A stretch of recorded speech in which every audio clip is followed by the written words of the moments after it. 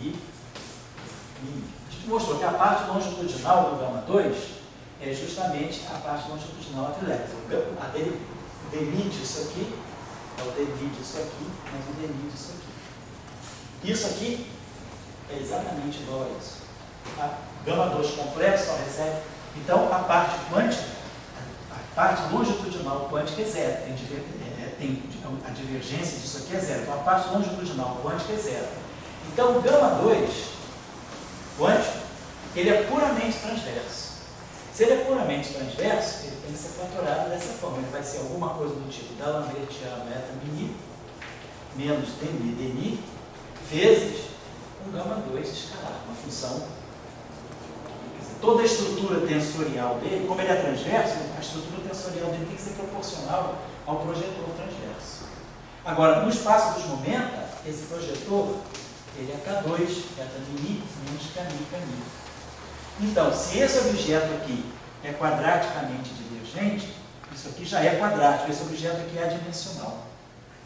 Então, se esse objeto aqui é adimensional, ele só pode divergir logaritmicamente, pela própria contagem de potência. Porque se esse cara aqui diverge quadraticamente, mas ele tem que ser proporcional ao momento ao quadrado, então a dimensão desse cara aqui está dada por esse operador. Momento ao quadrado, isso aqui é adimensional.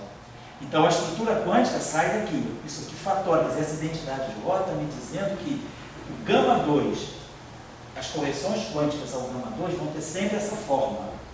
E aí isso garante que isso aqui é adimensional. Se isso aqui é adimensional, isso aqui só pode divergir logaritmicamente. Então, por isso, que quando a gente computa a polarização do gráfico, a um grupo, a dois grupos, não importa, esse gráfico que por power counting seria quadraticamente divergente, ele acaba sendo só logaritmicamente divergente. Quer dizer, a identidade de ordem, ela reduz.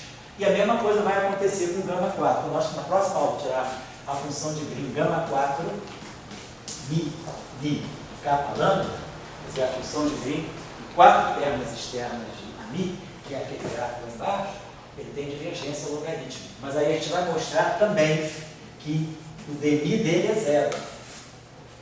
E aí ele é puramente transverso. Se ele é puramente transverso, ele vai ter que ter uma estrutura desse tipo. K2 eta mi menos Kmi, vezes alguma função aqui que eu posso chamar de com 1 sobre K2. K lambda. Oi? Vai ter que ir com 1 sobre K2. Então, exatamente. Como isso aqui já é quadrático, ele lá resolve divergir desse cara aqui convergente. Então, quer dizer, esse objeto, esse cara aqui, seria logaritmicamente divergente. Mas como ele já tem esse quadrado aqui, isso aqui só pode ser convergente. Então, as identidades de ordem, é aí que a gente vê. Um exemplo simples desse já começa a mostrar que o papel das identidades de ordem, de lado nome dele depois, é, se o gráfico é divergente, ele pode reduzir a divergência do gráfico. Então, por isso que quanto mais simetria uma teoria tem, ela começa a ter tanta identidade de ordem que daqui a pouco ninguém quase diverge. É o que aconteceu com a supersimetria n igual a 4. A supersimetria super n igual a 4 tem 4 supersimetrias, tem uma simetria global SO4 e tem a simetria de gauge. Então é tanta simetria que todas as funções de Green são finitas. Então você não tem divergência no n igual a 4. Então essa aqui é a burra. As simetrias, elas sempre trabalham no sentido de reduzir as divergências e poder até tornar a teoria finita. Certo? Então, esse exemplo aí já começa a ilustrar. Então, a gente hoje trabalhou só a identidade, a primeira identidade do ordem daquele D, que é a identidade do ordem só para o propagador do fóton. Então, a gente mostrou aqui, como o Pico falou, o propagador do fóton não recebe correção na parte longitudinal de massa e, ao mesmo tempo, uma outra consequência, que ao invés de ser quadraticamente divergente, ela é logo divergente. A gente já falava isso lá atrás, quer dizer, o papel do power counting, da contagem de potência, é dar sempre uma estimativa da pior divergência, que a gente não está levando em conta as simetrias. Quando a gente introduz as simetrias, aquele power counting pode vir a ser reduzido. Quer dizer, então ele dá sempre a visão mais pessimista. Então ele é bom por isso, ele não te deixa levantar voo. Mas aí quando você começa a usar as simetrias, você começa a melhorar as coisas. Essa é a ideia, tá bom? Então na próxima aula a gente vai continuar para tirar as funções. Depois a gente vai ver qual é a relação entre isso e a renormalização. Manter a constante de gauge renormalizada corretamente. Por enquanto a gente está só mexendo nas funções de Green. Na próxima aula a gente vai as consequências disso na renormalização daquele eixo para lá, e depois a gente vai para aquele eixo primordial. Tá bom? Então, por hoje é só. Vou fazer 8 horas, não são?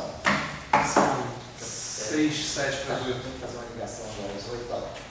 Então, pessoal, quarta-feira, sexta-feira que vem, devido à manifestação, né, eu espero que seja retumbante, não vá ter aula. Então, todos para lá. E aí, eu vou marcar provavelmente a aula no sábado, dia 15 à tarde. Tá legal? Passa o e-mail do livro. Amanhã vai ter? Ah, não, bom, né? Também nem esqueci disso. Ah, então é amanhã, mas nem semana que vem. Amanhã a gente continua com as coisas aqui. Tá certo? Esqueci.